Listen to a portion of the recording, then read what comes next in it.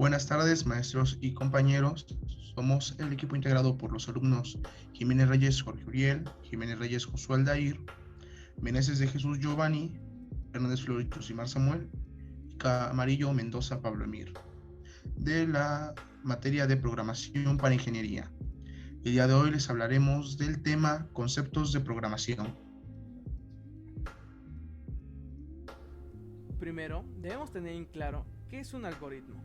Como una definición, podremos decir que un algoritmo es una serie de pasos organizados que describe el proceso que se debe de seguir para dar una solución a un problema específico. Es muy similar a una receta de cocina, donde debemos observar dos cosas muy importantes: los ingredientes y los pasos a seguir. Por ejemplo, en una cocina donde si no contamos con los ingredientes, podríamos improvisar. Pero en programación dependeremos de los ingredientes para que el programa fluya correctamente. Los ingredientes los podemos relacionar como el tipo de variable que se usará a lo largo del programa. Y los pasos los podemos relacionar al momento de seguir y crear el programa. ¿Qué es un algoritmo? En su definición, son pasos donde debemos crear una lista de pasos ordenados que se deberán seguir con estricto cumplimiento. Veremos los tipos de algoritmos que existen.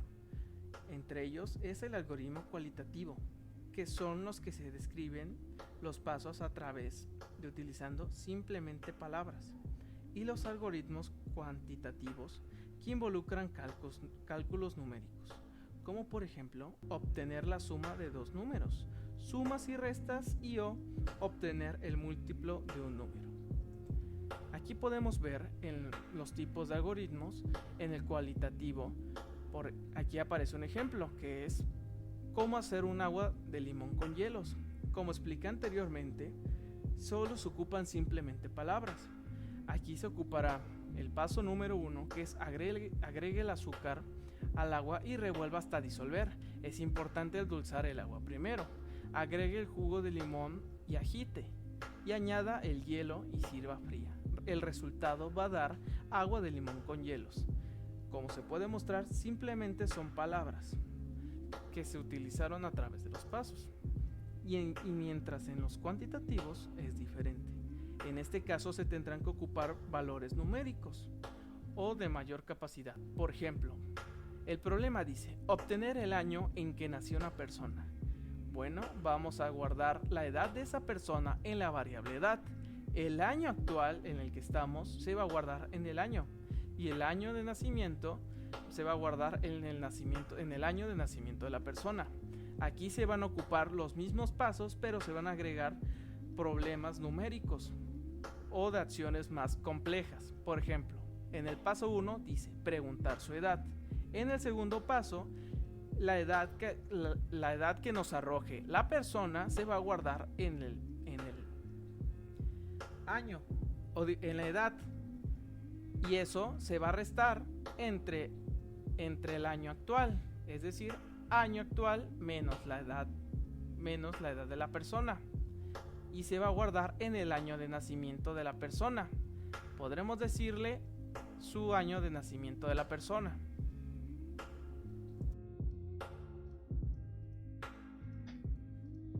Ahora yo les hablaré de las partes de un algoritmo, las cuales son tres.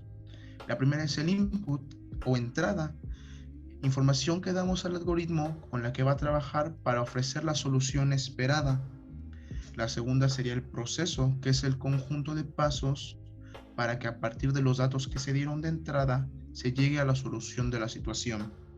Y como tercero, el output o salida, los que son los resultados a partir de la transformación de los valores de entrada durante el proceso.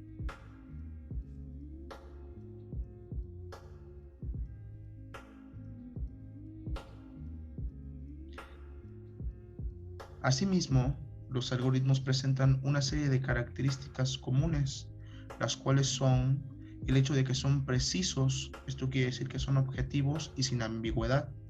También son ordenados, presentan una secuencia clara y precisa para poder llegar a una solución. Son finitos, esto quiere decir que contienen un número determinado de pasos, además de ser concretos, ya que ofrecen una solución determinada para la situación o problema planteados. Y por último son definidos. El mismo algoritmo debe dar el mismo resultado al recibir la misma entrada.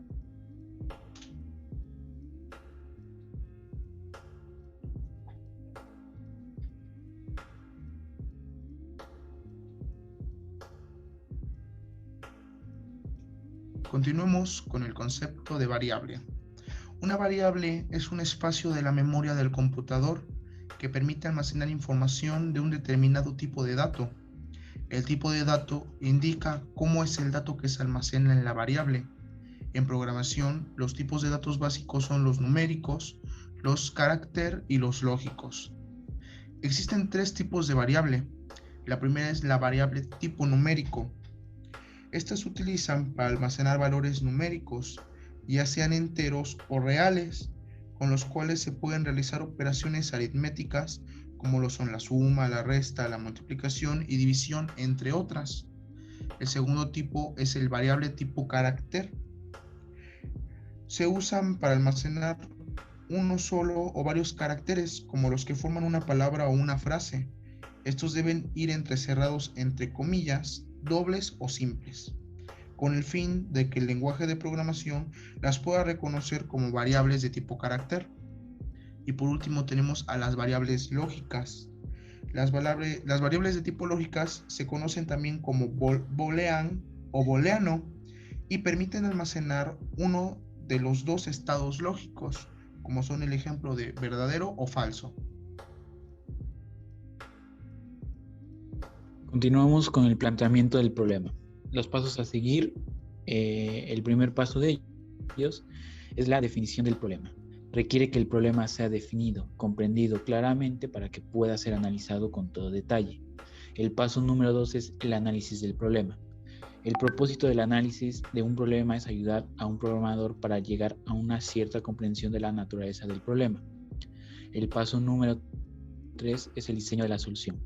Una computadora no tiene la capacidad para solucionar más que cuanto se le proporcione en los sucesivos pasos a realizar. 4. La codificación. Es el algoritmo traspasado a la computadora a través de un lenguaje de programación. Debe ser escrito de acuerdo a la regla gramatical o a la sintaxis. 5. La compilación y la ejecución. La compilación, el lenguaje de programación seleccionado y revisado para que no tenga errores. La ejecución es la ejecución después de ser compilado. La verificación y prueba, que es el paso 6, revisa que el programa dé los resultados que el usuario requiere. La depuración, que es el paso 7, requiere que los errores encontrados en la etapa anterior se hubiesen solucionado.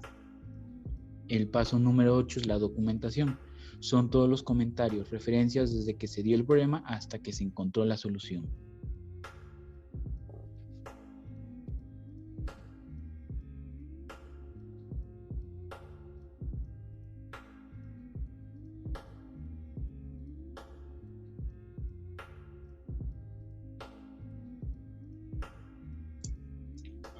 Un diagrama de flujo es un diagrama que describe un proceso, sistema o algoritmo informático.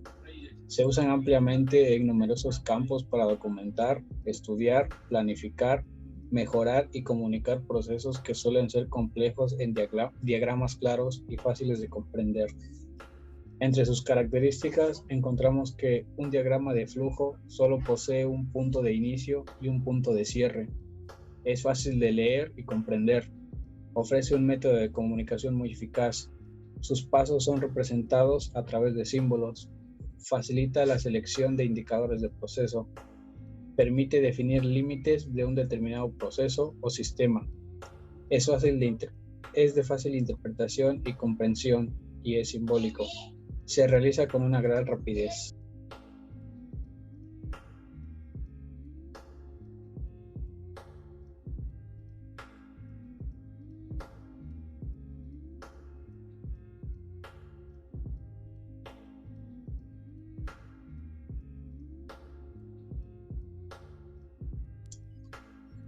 Dentro de la simbología tenemos el símbolo de inicio o final.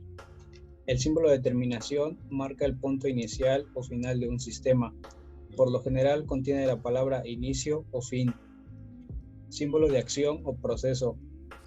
Es un rectángulo que solo puede representar un solo paso dentro de un proceso o un subproceso completo dentro de un proceso más grande. Símbolo del documento impreso. Muestra un documento o informe impreso. Símbolo de multidocumento. Representa un multidocumento en el proceso. Símbolo de decisión o ramificación. Es un punto de decisión o ramificación en la cual las líneas que representan diferentes decisiones surgen de diferentes puntos del diamante. Símbolo de entrada o salida. Representa el material o la información que entra o sale del sistema como una orden del cliente o un producto. Símbolo de entrada manual. Representa un paso en el que se pide al usuario que introduzca la información manualmente. Símbolo de preparación. Representa un ajuste a otro paso en el proceso. Símbolo del conector. Indica que el flujo continúa donde se ha colocado un símbolo idéntico. Las líneas de flujo son las conexiones entre flechas o pasos. Siempre deben de ser horizontales o verticales y nunca en diagonal ni se pueden tocar entre ellas.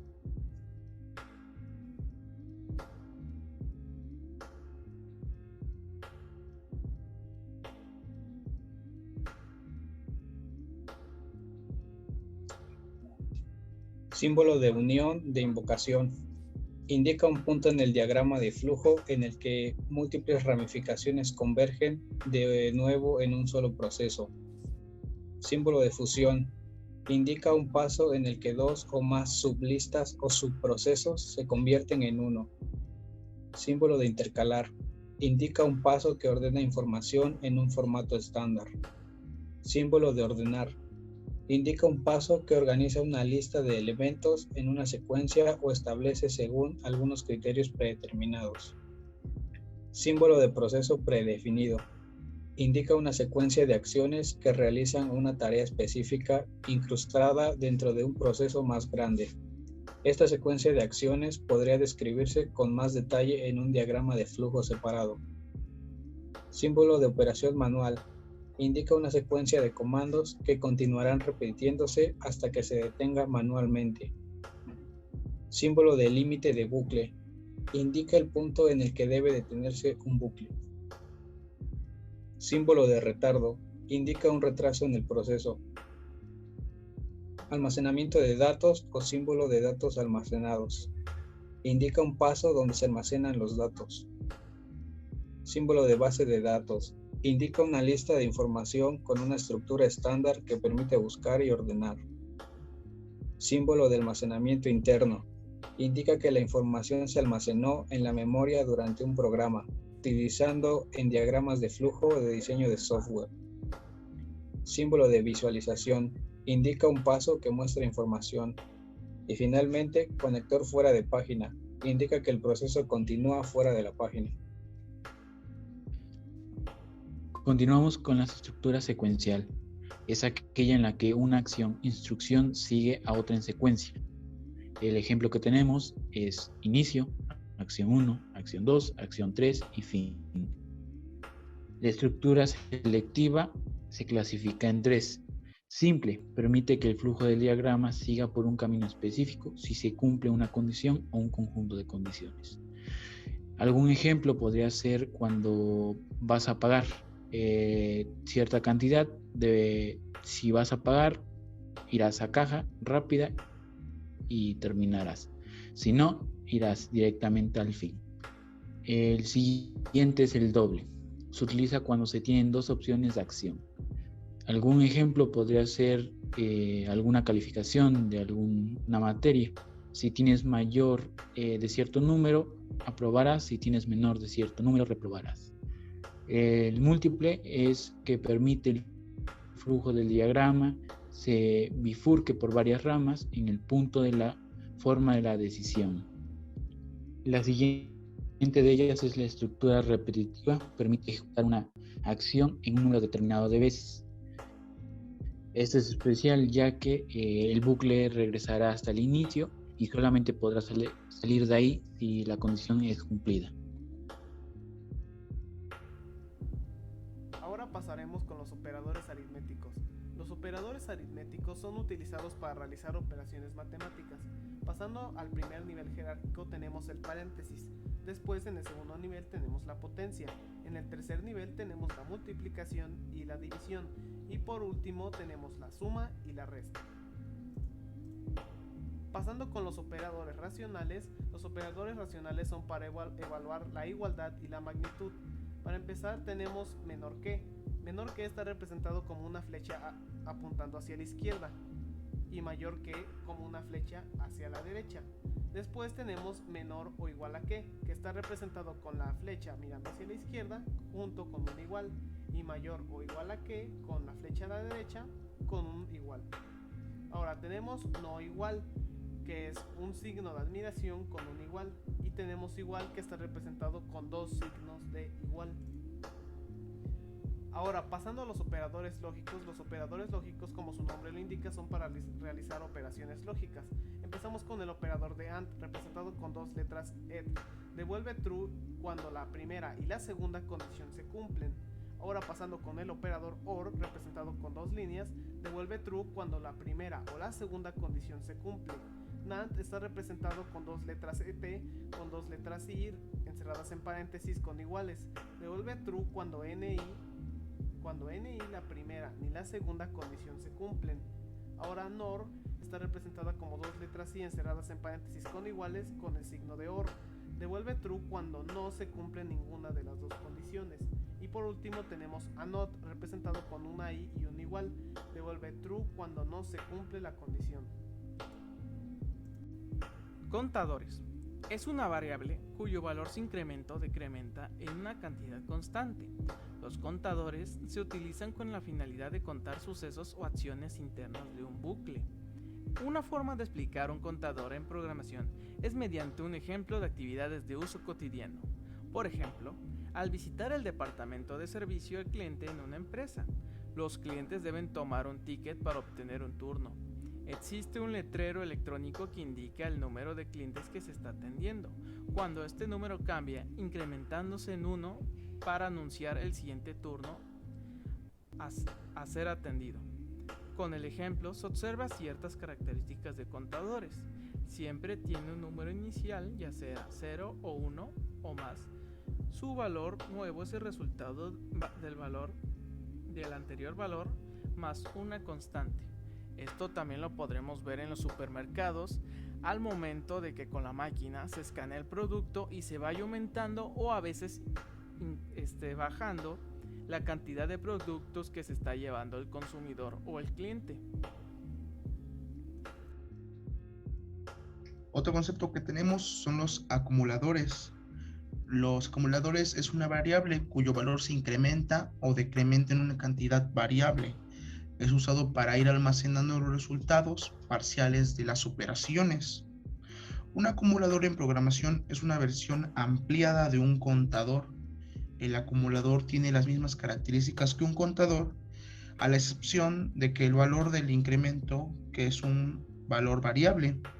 Por ejemplo, una cuenta de ahorros puede representarse en un algoritmo mediante un acumulador, pues el ahorrista no siempre podrá ahorrar una cantidad fija en la cuenta.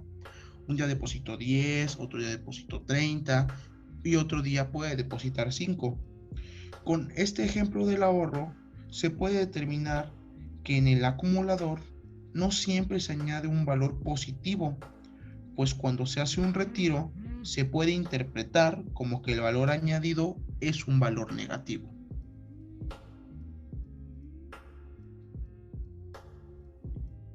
Por nuestra parte, eso sería todo. Gracias por su atención. Esperemos les haya agradado el video y la información haya sido correcta y de su agrado. Hasta luego. Gracias.